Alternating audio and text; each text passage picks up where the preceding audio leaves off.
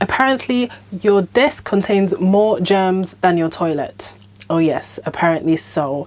And that's one of many myths that I'm going to debunk tonight on this video. Ladies, welcome back to another episode. My name is Vivian. I'm the founder of Woman of Elegance, which is a platform that I've created to help women globally become the most sophisticated, classy, and elegant women that they can be.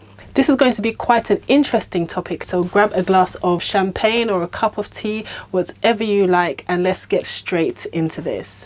The internet is completely full of information and it's very difficult to know what to believe and what not to. Well, ladies, if you are confused, you needn't be. I've handpicked 10 of those myths and I'm going to debunk them for you all. So not to worry, your sister Vivian is here to help you and enlighten you on everything in relation to feminine hygiene. So without further ado, let's get straight into it. Myth number 1, you shouldn't shower daily. There is a lot of contention surrounding this point because people often weigh the pros of keeping clean against the cons, such as the frequent use of soap and water drying out your skin and hindering your body's natural ability to fight off disease and infection. When I began my research, I read several articles that stated that you should not shower every day as this is not essential. Okay, fine. Let's say that that was true. If you were to walk the dog or go for a brief run, go to the gym, go for hot yoga, cook, be intimate, work in a hospital or in a restaurant kitchen, how would you feel knowing that you are sweating or that you've been around food your whole shift, you've come into contact with a number of people? How would you honestly feel going to bed without showering at all? Ladies, I've read a lot of your comments and many of you say you want to level up and you want to be more elegant and exude more femininity, but the general comment is that you want to level up. The advice that I'll give to you is that in order to level up, personal hygiene should probably be at the top of your list. Forget everything else for now, because if you are not well presented and you're not hygienic, then you can't really level up, ladies. In the UK, people are not very direct. They'll speak to you in a very euphemistic manner. Whereas in the United States, that I've been told, I've never been to the United States, but from what I've heard, Americans are a lot more direct in their approach and they don't really approach things with much tact. They don't mince their words, so to speak. English people won't criticize you directly, and this could be the case in other countries too. Please let me know in the comment section because I would like to invoke as much commentary and discussion around this topic as possible. So going back to what I was saying, if you smell or you're badly presented, the English probably won't tell you directly. They probably won't even indicate it to you indirectly. However, you might start to notice a decline in invitations to places. They may stop gradually associating with you, or you might find a change in their general demeanor towards you. You might start to see a change in the dynamic of your personal and professional relationships, and this can really have a negative impact on your self-esteem. Ladies, if you're slacking where your personal hygiene is involved, try and ask a trusted family friend or a friend that you trust and ask how you can improve, because the last thing you want is for people to start talking behind your back or you start seeing a change in the dynamics in your personal relationships because you have bad hygiene. Start viewing personal hygiene as a matter of priority. This is your health. Don't be skimpy on your health. Take it seriously. Myth number 2, you shouldn't wash your flower. Ladies, I'm going to refer to the female genitalia as flower because I don't want YouTube to pick up on this and probably flag my video up. And I don't want to offend anyone else. I know that there are women across the globe watching this video and this could probably be offensive in different countries. So I just want to keep it on a neutral footing. The flower is indeed a self-cleaning organ. However, with anything, proper care and maintenance is needed. Just like saliva is there to lubricate the mouth so it doesn't get dry and give off foul smells, it doesn't mean that this is a substitute for cleaning. So you wouldn't say to yourself, I'm not going to brush my teeth because my saliva is going to do the work. It's going to lubricate my mouth. You would never say that. If you think about it, the flower secretes all kinds of bodily fluids from urine, blood, discharge, yeast, and of course lubricants when you're engaging in intercourse. So I cannot see any justification for not washing your flour. Agreed, it is unsafe to wash it with soap because the harsh chemicals that are used to make the product can disrupt the pH balance. However, there are a range of products specifically designed to take the sensitivity of that area into account, so please do make use of them. If these products are also harsh for you, then you must wash your flour with water at the very least once a day to get rid of the sweat and the dirt and the other impurities. Please, ladies, please, I urge you, do not go a day without washing it. You should wash it twice a day, but at the very least once. We know that the flour is not really supposed to smell like roses, ironically. However, if you notice a foul and a pungent smell that's coming from the area, it is not naturally concocted by science. It's most likely because of poor hygiene. See your gynecologist regularly. I have a fantastic one in London that I see. I will put his details in the description link below. Of course, this will only apply if you live in London, but the fact is that try and see a gynecologist on a regular basis because he or she will be able to pick up anything that might be amiss to you. Feminine hygiene myth number 3. It's okay to wash all of your clothes together. This is quite an interesting point. Firstly, washing powder is not antibacterial and it doesn't get rid of germs and it does not kill bacteria.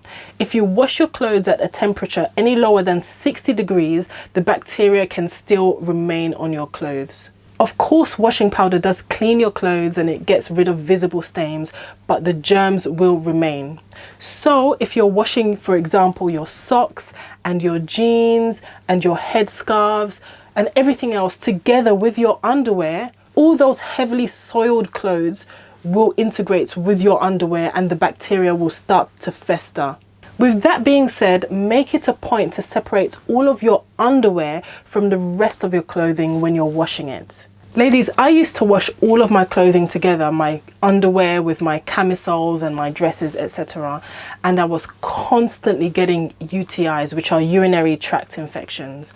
I went to the hospital a number of times and I was referred to undertake scans for all kinds of checks. If you look at my medical records, you'll see most of the entries there are UTI related. I would get put on a course of antibiotics for 2 weeks and then the infection will reoccur. I tried everything. I tried cranberry juice, apple cider vinegar, everything you can think of, but to no avail. I couldn't understand what was happening and I knew it was definitely not sexually related, and I'm an extremely hygienic and clean person, and of course I prayed that it wasn't anything sinister. I took so many tests and nothing showed up. Even the doctors were baffled as to why I kept getting these infections so regularly. So I decided to make a change. I decided to self-clean my washing machine using bleach and wash it for about an hour. And then afterwards, clean my underwear on its own without mixing it with any of the other loads. Ladies, since then, I have never, ever contracted a UTI again. Ever. I no longer have that excruciating back pain and everything else that comes with it. Just by making that small change, I essentially improved my reproductive health. Don't wash all your clothing together. Separate your underwear from everything else. Myth number 4, you don't need to clean your belly button. When taking care of personal hygiene, we don't often think about our belly button, but if you knew how much dirt and bacteria your belly button contained, you would clean it. If you have an inverted belly button, it's impossible to tell how much dirt is inside, so please don't ignore it and think it doesn't matter. Cleaning your belly button can help you avoid potential infections and smells. In order to ensure that your belly button is as clean as the rest of your body, take a cotton bud and lather a bar of soap and then use the bud to dig in the soap and put it in your belly button and just wiggle it around and see how much dirt comes out. Keep on doing it with a new bud until it comes out clean. My elegant ladies, I want you to approach your personal hygiene in a meticulous manner and ensure that every single inch of your body is clean. Myth number 5, you can wear any type of panties you like. No. Ladies, no. The beauty of our female anatomy is that it comes in all shapes and sizes. Some of us have longer labias than others. If you have a long labia, this can cause a lot of discomfort because essentially it's rubbing against your underwear and it can even pinch the delicate skin, and this can be so excruciating. If this is the case, avoid wearing panties that are made of lace and other synthetic fibers. Opt for cotton because this will reduce the chances of getting your labia in a twist, so to speak. Listen to your body and don't harm your delicate flower just for the sake of looking sultry. Another reason why this is a total myth is that when you menstruate, wearing French lace panties and things like that and thongs are not conducive to comfort. Perhaps large pants, they're not the most glamorous to wear, of course, but they certainly make you feel secure and they'll prevent leaks and they'll facilitate breathability. Ladies, this has happened to me before. Have you ever been on your period and it's leaked and then the blood has dried on your skin and it causes incredibly painful friction, and sometimes it even results in a lesion? You can avoid such things if you wear the correct underwear when menstruating. Myth number 6. Only visit your dentist when you have issues with your teeth. I asked 20 men and I asked them what was the first thing that they notice about a woman's face when they see her for the first time. All 20 of them listed teeth as one of the things that they notice. You might not have perfectly straight teeth, and this is okay, but I do want you to approach oral hygiene with a high level of care, just as you would, for example, do with your hair. I have reiterated the importance of this in another video, Be Elegant at Night. Brush your teeth and your tongue to get rid of bacteria, and floss at least twice a day. Also, use an interdental brush if you have spaced out teeth. I also want you to be aware of something. Halitosis, which is a scientific term for bad breath, is normally an indicator of poor oral hygiene. However, bad breath is not only caused by poor dental hygiene practices. They can be a result of many problems, for example, with your sinuses, dry mouth, stomach problems, bad diet, even cancer. So if you notice a change in the way your breath smells, then please see a dentist and your GP. Make it a habit to see your dentist every 6 months, whether something is wrong or not. We are creatures of habits, ladies, so create good ones. Myth number 7, you don't need to wash after intercourse. When it comes to intercourse, many women think that it's not necessary to wash because they have been together for a long time and they're used to each other and whatever it might be. This is a myth, to say the least. You must wash after intercourse because there is an exchange of bodily fluids, and if he uses protection, there may be particles and other foreign bodies on it, and this can be very unhygienic. And this is why I don't recommend you wearing the same underwear after having intercourse for 24 hours straight, because your flower lubricates itself and it will cause your underwear to get wet, and this is why panty liners is also a good idea. Dry the area after washing properly with a clean towel to keep it fresh and infection free. So get into the habit of washing after intercourse because it can actually prevent many issues. Myth number 8, pubic hair is unhygienic. In short, ladies, this is not true. We are wonderfully made and everything on our body serves a purpose. The purpose of pubic hair is to protect it, just like the hair on our heads keeps us warm and protects our skull. However, if you want it nice and smooth for whatever reason, always approach this with caution. I prefer to use hot wax to remove the hair because shaving comes with a whole host of problems. Waxing pulls hair from the root, so this facilitates a seamless removal. However, shaving, especially when you're using an old, cheap or blunt blade, can cause ingrown hairs, and this can be quite painful and cause scarring. So if you can, pop to your beautician, especially if you're planning to remove hair for the first time. If you do opt to shave, then use a high quality razor blade and only use disposable blades once. Do not use the same blades that you use to shave your armpits and legs for your pubic hair. Your flower deserves more than used blades, ladies.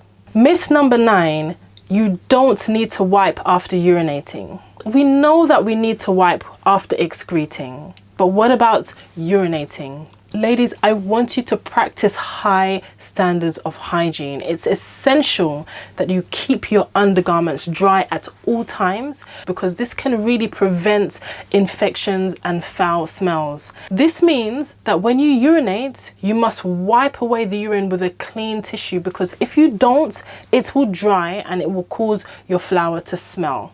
It literally takes 5 seconds, so please don't skip this. And the last myth, number 10, which is the most ridiculous one in fact, your toilet seat contains less germs than your desk.